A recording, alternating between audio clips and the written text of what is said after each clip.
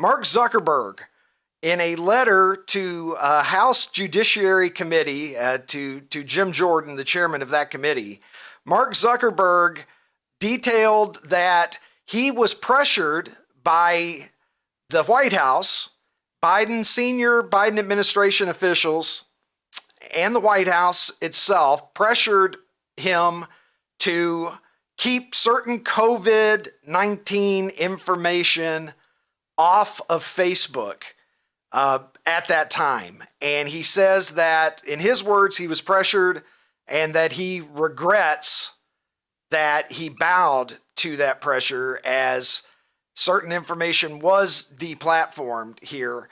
And he also goes on to say that in 2020, in response to FBI warnings that were received, they demoted content about Hunter Biden's laptop during the election year of 2020 because of, again, the belief that, according to the FBI, there was going to be a Russian disinformation campaign and that they should look for any information that fell under that umbrella. And so Zuckerberg said that they were acting out of caution, that they didn't take that information off of Facebook entirely, but that they did lower it in the pecking order where it was seen by a lot fewer people. And he went on to say that he thought that he made everybody unhappy, at least during an interview that he did with Joe Rogan a couple of years ago. I think we have the footage of this. This is not necessarily a secret if you've been paying attention. A couple of years ago, he was on with Joe Rogan and he addressed some of these issues that came up in the letter. So if we have that footage, let's roll it. Mark Zuckerberg, a couple of years ago, talking to Joe Rogan. There was a lot of attention on Twitter during the election because of the Hunter Biden laptop story. The New York Post. Yeah, we have that too. Yeah, so you guys censored that as well? The FBI, I think, basically came to us, some folks on our team, and was like, hey, just so you know, like, you should be on high alert. There was we thought that there was a lot of Russian propaganda in the 2016 election. We have it on notice that basically there's about to be some kind of dump of that's similar to that. So just be vigilant. And so, again, that's a couple of years ago. So if you've been paying attention, some of these things that Zuckerberg alludes to in his letter to Jim Jordan isn't necessarily going to be shocking to you, but to have it right there in print and to have him talking about it certainly is advancing the free speech conversation that I think is getting some wind at its sails, that I hope is getting some wind at its sails. You know, I heard RFK Jr. the other day say that if you look through human history, and again, you can like RFK Jr., you can not like him, James Carville says that he should be committed, which seems like a rather ridiculous proposition, but there's a lot of people that paint RFK Jr. as a crazy motherfucker. And I'm not going to say that there aren't some elements of his personality that lend people to being able to say those sorts of spectacular things about him. But I heard him say the other day that in the context of human history, usually the side that wants to limit your speech, that wants to limit the marketplace of ideas, typically, if you go back through time and you look, they were usually the bad guys. In pretty much every context that has happened. If you want to find the good guys, this is a real quick litmus test. If you want to find the good guys, they're normally the ones that are in favor of letting everybody speak. And I think we need to be mindful of that because we are seeing increasing pressure on Elon Musk that there's going to be some hammer that's going to drop on him, that he could even be prosecuted at some point, sought for his freedom, simply because he is providing a platform that allows everybody to speak. You should really think about that. You don't have to like Elon Musk. Really, you don't. You could profoundly dislike Elon Musk if that's your opinion. But we need the ability in the public forum for everybody to be able to speak their minds, as long as they're not shouting for someone to be murdered. The fire in the theater exception has always been there, but we're getting way in front of that point when we have Tim Walz, for instance, saying that there's no guarantee to free speech when it comes to misinformation and disinformation.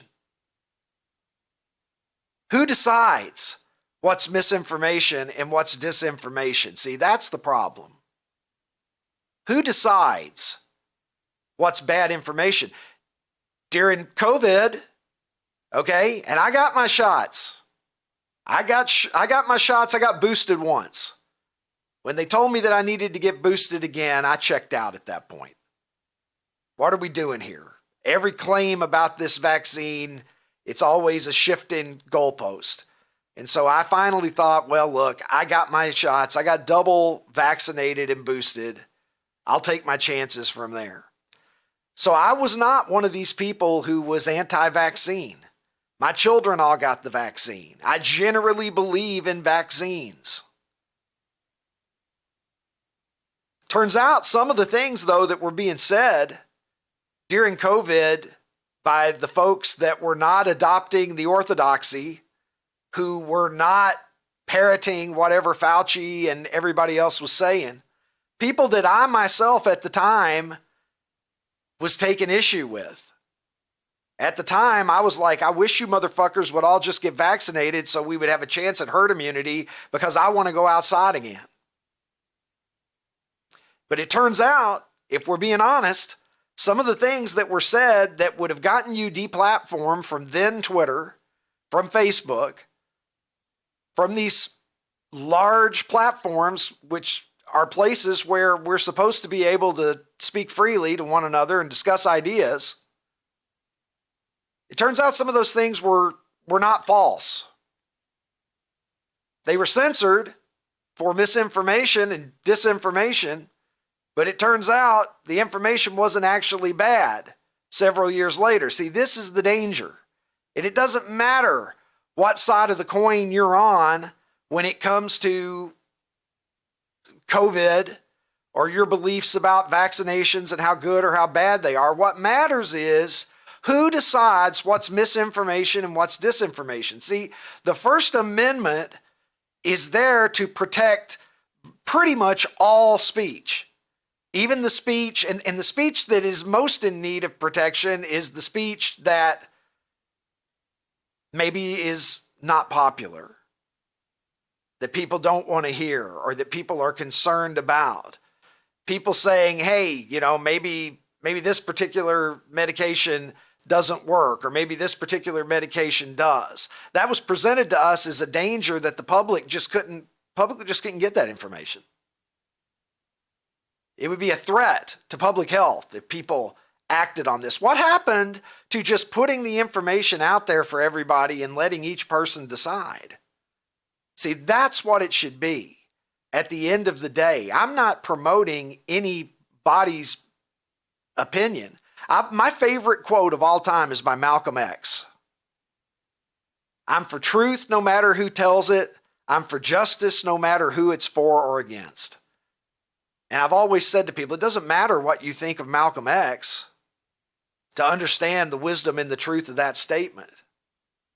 That statement is, to me, fundamentally at the core of American democracy, whether you like Malcolm X or whether you can't stand Malcolm X. I'm for that statement regardless of who said it. Anybody could have said it. I would stand by it regardless of who the quote came from, because I believe in the statement. And so who decides what's misinformation and what's disinformation? We've got a guy, Pavel Durov, who is the founder and CEO of something called Telegram, which is, if you're not familiar, I think it's similar to WhatsApp.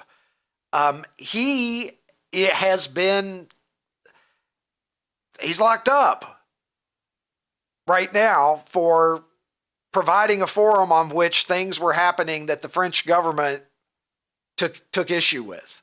And I believe it was Alexander Vindman, the retired, I think, lieutenant colonel, who testified against Donald Trump, made a statement on X basically saying, Elon Musk, you better watch your ass because you could be next. And that's what a lot of people want. He referred to Elon Musk and others like him, me included, I suppose, even though he doesn't know me from Adam, as free speech absolutist weirdos. Is George Washington a weirdo? Thomas Jefferson a weirdo? Were the founding fathers weirdos? Because they're the ones who thought this was a good idea. They're the ones who put all of this together back in the early days. Were they weirdos? I don't know if I like in America where you're considered a weirdo for wanting people to have the basic fundamental right to speak their mind in public. Because here's the thing, what they really want, these authoritarians, is they want to take away your right to criticize the people who are in power. That's what they really want. What's misinformation and disinformation in North Korea? It's saying that Kim Jong-un has a butthole? Is that misinformation in North Korea? Is it saying that maybe your dad didn't invent the cheeseburger or whatever nonsense those people are being fed? When you take away the ability to question the people that are in power, you crush democracy. And we fought too hard to establish this country, to watch it fade away, while unfortunately, sadly, I think, a lot of our population doesn't even realize that this is happening. They don't even see that we are in the middle of maybe the biggest free speech crisis that I have ever seen in the history of this country. And we've got people just watching cat videos and binging their favorite streaming shows, and they just aren't even paying attention. And that is really, really, really fucking scary, because people need to understand that there's a lot at stake right now. And if you're not paying attention, maybe Mark Zuckerberg's comments, if you read them and look at them, will get you thinking about this, because as I've said many times, this is my issue, free speech. I'll defend your right to disagree with me at complete 180-degree odds. I will equally defend your right to have that opinion and to state it unapologetically in public, as much as I want my right to say what I think. Because if we lose that, we lose the United States of America. So we got to be careful. And once these rights are gone, it's going to be a hell of a lot harder to get them back. They're easier to lose than they are to regain. And with that, I bring in a man who's lost a lot of weight this year. He's hoping not to regain it. He is the international streaming star. Ronnie T-Shirts joins us from Nashville, Tennessee. And Ronnie, what do you make of Mark Zuckerberg admitting that the White House, the government, the top levels of the United States government pressured Facebook to remove content that it disagreed with, that it didn't like, from his platform? I mean, it's not surprising, is it? I mean, I feel like it's not surprising. And I guess just listening to your talk here for the last 15 minutes, the one thing that just keeps going into my head is, man, I'm 58 years old. I'm a grown ass man, right? And sometimes I feel like a helpless little kid because I don't know what's real. I don't know what the truth is. Man, I feel like when I was a kid, it was like if it was written in the newspaper, it was real, because we had this faith that there was all these checks and balances within journalism, that only facts and truth were being put out there. And now it just feels like I don't even know. I don't know what the truth is. I don't know who to believe.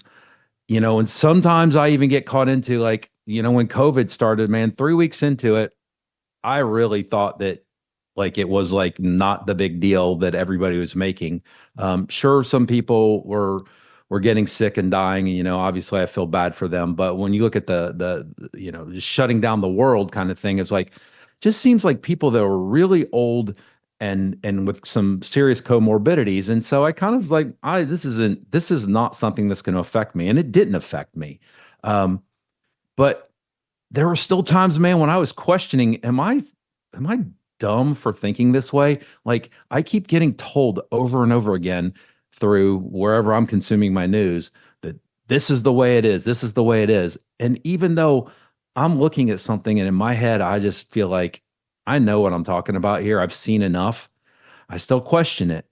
And so I don't know, Ricky, there are times where, again, I feel like a helpless little kid that, I don't know if you remember, you'd ask your parents something and they would just say, no, no, no, just don't worry about it. Everything's fine. And it's kind of how I feel now sometimes. It's like we're just kind of being told just to shut up and mind our own business and everything will be fine. Our daddy, the government, will take care of everything.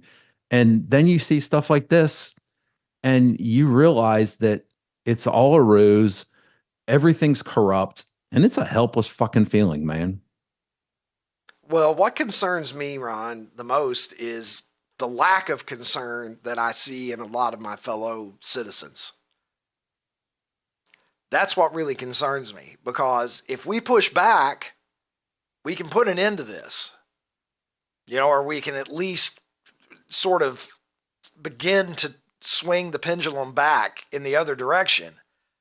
But there's a lot of people who aren't concerned. And again, there's so many people who, as long as they happen to agree with whatever it is, to me, free speech is the number one issue. There's a lot of issues, and I'm generally not a one issue voter. Some people are. Historically in my life, I've never been a one issue voter. But free speech is, to me, far and away the most important issue at hand in this year. And I hope maybe Zuckerberg, people are criticizing Zuckerberg, and I'm seeing a lot of negative things said about him on social media.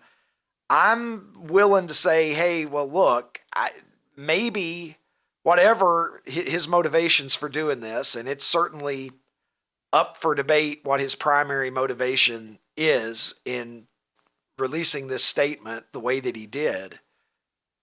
I think that it could be something that moves things forward in terms of getting this free speech conversation going somewhere that maybe sort of unstalls us and gets the average person to start looking at this issue with more of a critical eye. Because I think in our modern society where we're so distracted by stupid bullshit, people oftentimes things slip past us that the average person is not really looking at the significance or the importance of it. Speaking of significance and importance, Ronnie, this is the only show where we'll just pivot out of something as goddamn as important as this to something completely fucking stupid. And let's do that with today's Super 70 Sports poll of the day over on the platform of X, where Elon Musk allows me to post any stupid fucking poll that I want to, just the way that I like it. And today's options that the public has been afforded are Magic Johnson. And who doesn't love Magic Johnson? If you don't love Magic Johnson, just get the fuck out of here. You're a commie. Beer, which is usually polling pretty high with the general public. Goodfellas, which is, for some of us, the greatest mob movie of all time, and Hotel California, which has Don Felder and Joe Walsh just exchanging some of the most iconic licks in history. Producer Tim, he's gone straight for beer. There may be no drama here today, and look at that. Beer, I blew it, Ron. Beer is just too fucking good. It's just dominating. So, great job by me today. I mean, if you want to turn this whole thing over to me, I'm more than happy to take it on. Uh, Beer is fucking disgusting, and I can't believe that it won overwhelmingly like that. Like it's beer is just terrible. I pick Goodfellas. I love Producer Mom. Tim says that you are, in fact, a communist right now because you don't like beer. But you know what? I could throw you under the bus here, but I'm going to tell you, I don't fucking like beer either. If I never had another beer for the rest of my life, I would not feel like I was missing out on anything. And I realize that that is not a popular opinion, but IPAs in particular, IPAs are just, I'd rather take medicine. Vile. Awful. I don't know how anybody drinks an IPA. Can you explain if I must something have to me? a beer, yeah, go ahead. Can you explain something to me? All right, so you're outside, you're doing yard work. Maybe you're a little bit younger. You were playing some hoops, and you are just sweating, and you are hot, and you are parched. Your mouth is dry. What about a cold liquid that tastes bitter as hell is satisfying? Like, that makes no fucking sense to me, man. Well, producer Tim says that that's why they made Coors Light. But I agree with you. I like people who go out, like guys who go out and play golf and drink beer throughout the round. Nothing sounds worse to me than being hot and sweaty in 95-degree weather and in the blazing sun, just pounding a bunch of beers. And I realize, look, and this may be the unpopular speech that I was defending earlier. I realize that. Yep. I'm engaging in unpopular speech right now because the average guy, 42%, went for beer. And I'm sure there's a lot of people right now that think that I've gone cuckoo for Cocoa Puffs over here. But I don't know, man. It's like, how do you even explain taste, though? You know, like we've all got different taste buds. One person, like I met somebody once who didn't like pizza. I didn't think that that was humanly possible. But yeah, they I have were a like, friend oh, that doesn't God, like milk pizza's chocolate. gross. Yeah. How does that work? You know, everybody's got different taste buds. So people are just like, well, you know, you don't, and I'm tired of apologizing for it, that I don't like beer. I think this is my cue from producer Tim that we need to stop blathering on about beer while I still have a few fans left. That is Danny Jansen, who made history yesterday when he became the first major league player to play for both teams in the same game. Ron, did you see this? I did, and it was super cool. Like, I actually pulled up the box score just so I could look at the box score and see his name on both sides. It was kind of cool. It's the one thing, the little quirky things of baseball are one of the things that I actually do like when a player gets traded, I don't know, in the second inning of a game and he just says goodbye to his teammates and goes in the dugout. So I love this. I do like little quirky things in baseball. Well, it wasn't quite that simple, Ron. No, of course the game not. was suspended, and you know he was traded in the interim. I don't know why they suspended a game in the second inning. Normally, when I was a kid, like if a game got rained out or there was some reason that it got called off before the fifth inning, Right. they just wiped the game out and you started over from scratch. Dude, So didn't the only that piss reason you this off? is possible is that. Didn't that piss you off when like one of your favorite players, I mean, I remember maybe George Foster, bring him back up again. He would hit a home run, or maybe he'd have two home runs, and then there'd be a rain delay and it would get called off and his home runs were gone. Oh, it just hated it. You doubly hated it if he was on your fantasy team, Ron, Well, years later. Now, there was no fantasy. Yeah, there was no fantasy I back guess then. the latter part of his career overlaps with rotisserie, but I wasn't playing fantasy during the George Foster era. I guess that Joel Youngblood now has some company in the obscure files of interesting feats. Joel Youngblood in 1982, and this is an older tweet of mine, but Joel Youngblood in 1982 recorded hits for two different teams in the same day. He which I actually think is cooler than Jansen's. Youngblood got a hit for the New York Mets in a day game at Wrigley Field, and then he got traded to the Montreal Expos, flew and joined the Expos, played that night, and got a hit for the Expos as well. So he actually did all of this in the same day. Hits for two different teams. I still am going to place that ahead of Danny Jansen. Yeah. Way cooler. Yeah. The Jansen thing's just a little, well, whatever. Oh, yeah. So, the Jansen thing was just, that was just a weird happenstance because it got, and then he got traded. The Youngblood thing is so cool. And that would never happen today. When guys get traded today, there's no expectation that they're going to join their team halfway across the country hours later. That would just never happen in 2024. They would be afforded probably, several days to get their family situation together and blah, blah, blah. So you'll never see anything like that again, I would imagine. Now, that was an older tweet. I've been tweeting recently, Ron. As you may know, I tweet every fucking day. So really?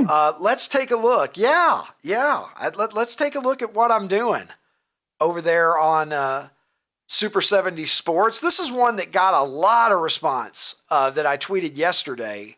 I was asking the question, name a great sitcom character who wasn't the star of the show. And I began there, of course, with Alice, who kept everything running for the Brady Bunch. And pretty much I'm pretty sure that Carol was just on pills. She wasn't really doing anything. She had one job, which was to be at home and take care of the kids, and Alice just did all of that for her. If I said, Ron, name a great sitcom character who wasn't the star of the show, what would your contribution to that conversation be? So I have two, and I'm sure you're just gonna tell me they're not even big enough, but I want the excuse to say Boner on the show. So I'm going to say Boner from Growing Pains. And do you remember Nick, Mallory's boyfriend on Family Ties? Yeah. Like, Nick, hey, Mallory. He was like Rocky. Hey, Mallory. So those are two that came to mind. But I just wanted to be able to say Boner. Nick and Boner. Couple of good choices there. You're pulling deep for those characters. What else am I tweeting? And have I tweeted anything else of interest? There's one. I said it's weird being a Gen X kid. I spent half of my life now communicating online like I'm George Jetson, and I spent the first half of my life cranking handles to roll windows up like a fucking caveman. We really do. Our generation, Gen X, we really have had one leg in the past and one leg in the future, unlike any other generation. We're the last generation, Ron, that remembers kind of what mid-century America was like in the 1900s, because our parents and our grandparents were so firmly rooted in that time. And at least for me, I was never on the internet until I was like 24 years old. So I remember what it was like to have telephone calls. Do you remember making telephone calls? You'd wait and make them at night because the long distance charges were cheaper. Oh my gosh. They were cheaper on the weekend too. Yeah, I remember. Go ahead. I was just going to say, I'm so fucking old. We had a party line. Like we didn't even have a private phone line. Like you would go to make a phone call and you'd pick it up and your neighbors or whomever was on it. I don't know if they were literally your neighbors, but you shared it with other households, the same line. And if they were talking, well, you just have to wait a while. Sometimes you'd pick up and you'd listen in on them.